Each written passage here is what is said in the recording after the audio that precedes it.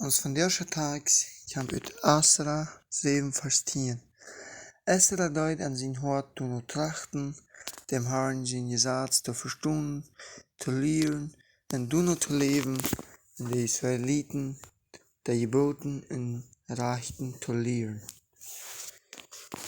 Hier sagt Esra deed aan zijn hart doen trachten, dem Herrn zijn Gesetz te verstaan, te leren en doen te leven. Waar wie ons moed voelen, dat wie ook zo zijn als Esra weer.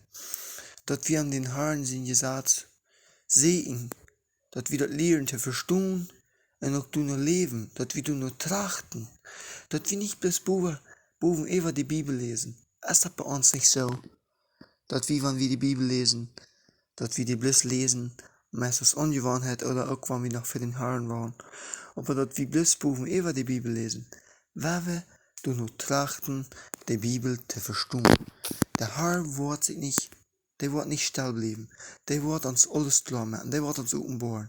Mocht wie immer mehr versehen, doen te trachten, immer mehr die Bibel te verstaan, weil die Bibel hat noch ein Doll, was uns sein will. Amen.